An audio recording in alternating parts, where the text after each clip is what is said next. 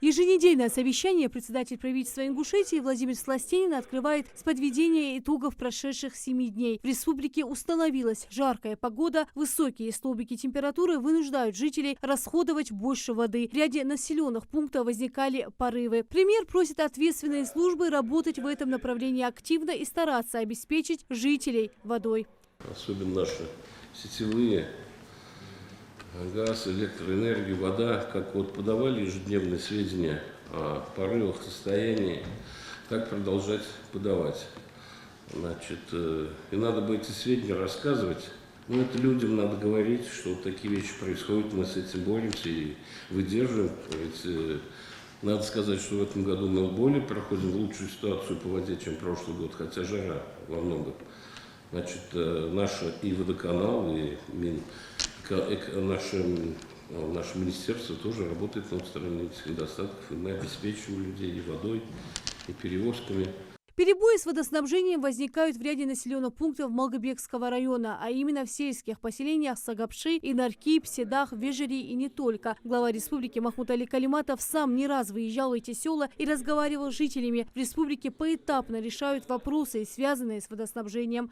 Ситуация с водоснабжением в этом году действительно лучше 2023-го, отмечает и министр энергетики жилищно-коммунального хозяйства Ингушетии Ахмед Лалахоев. Он рассказал, какая работа проводится в отдельных сельских поселениях республики, чтобы улучшить водоснабжение. Проведены работы по каптажному колодцу, который на этой неделе должен быть сдан, и мы должны его запустить. Что даст ввод этого каптажного колодца? Это улучшение водоснабжения поселка Южный и станицы Вознесеновская. Также начаты работы по установке каптажного колодца для сельского поселения Сагапши, вот где мы 4 резервуара смотрели, рядом же там каптажный колодец. То есть мы надеемся, что с сдачей этого каптажного колодца у нас улучшится положение в сельском поселении Сагапши. И экономия дебита воды, которая произойдет по экономии, мы надеемся, что те села Инаркип, Седах частично и второй микрорайон мы закроем. Строительство этих каптажных колодцев происходит в рамках производственной программы единого оператора. За прошедшую неделю единым оператором проведены работы по замене старого участка водопровода протяженностью 300 метров в сельском поселении Зязик-Юрт. Также в сельском поселении Плиево по улице Шоссейной и в городе Карабулак-Побачалов заменены участки ветхих водопроводных линий общей протяженностью там порядка чуть больше 70 метров. В Назране по улице Плиева и Угадиева в городе Малгобеке, Толстого, то есть Малгобеке, извиняюсь, проведены работы по замене запорных арматур, зачистке коллекторов.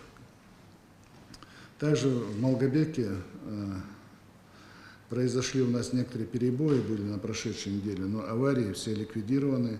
Как вы правильно подметили, за прошедшую каждый день порядка 20-30 аварий единым оператором ликвидируются ежедневно на малых, больших диаметрах трубопроводов. По подвозу воды. На сегодняшний день в Малгобекском районе у нас работает 6 единиц автоспецтехники в рабочем состоянии. За прошедшую неделю с 29.07 по 02.00, по сегодняшний день заявки от Малгобекского района и от других муниципальных образований поступило в количестве 22 заявок. Также Министерством энергетики совместно с единым оператором проведены работы по тем, помните, 2 скважинам, которые находились в Вежери-Юрте, которые были пробурены, которые были частично сданы. Первая скважина это была по линии ПАО «Роснефть», это Ингушнефть. Пробурена артезианская скважина, построена башня Рожновского, и где-то порядка 6 километров были построены водопроводные сети. С выездом на место Минэнерго туда выезжал единый оператор, муниципальное образование, глава этого поселения. Обнаружили очень много проблем. Проблема, что две трансформаторные подстанции, обслуживающие 2 эти скважины, находятся в неудовлетворительном состоянии. Охраны никакой нету.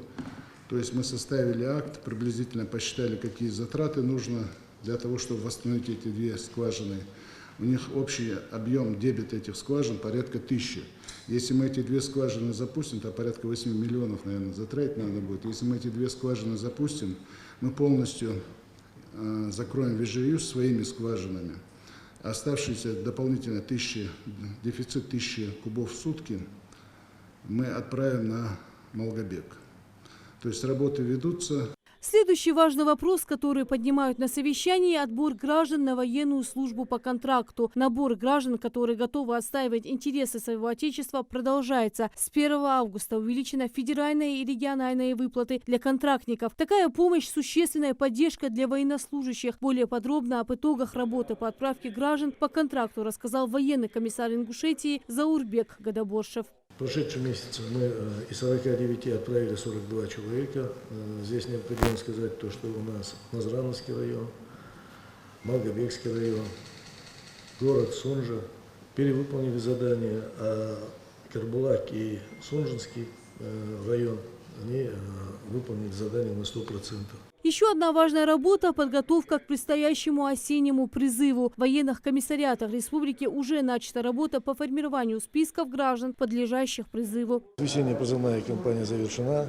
Задание, установленное штабом Южного военного округа на призыв граждан из нашей республики, выполнено на 100%. Без срыва все команды ушли укомплектованными и согласно графику в срок. На сегодняшний день проходит подготовка к очередному призыву. В военных комиссариатах составляются списки граждан, подлежащих вызову на мероприятия, связанные с призывом. Выписываются повестки на них. На основную массу уже переданы в администрации сельских поселений. Участники совещания также говорили о реализации национальных проектов на территории Ингушетии, о ходе заключения государственных контрактов по объектам и мероприятиям нацпроектов, говорили о работе органов местного самоуправления по выявлению правообладателей ранее учтенных объектов недвижимости, а также об итогах республиканского конкурса на лучшее личное подсобное хозяйство. По всем вопросам Владимир Сластенин дал соответствующие поручения. Рина Сычоева, Сулейман Костоев, Магаз 24.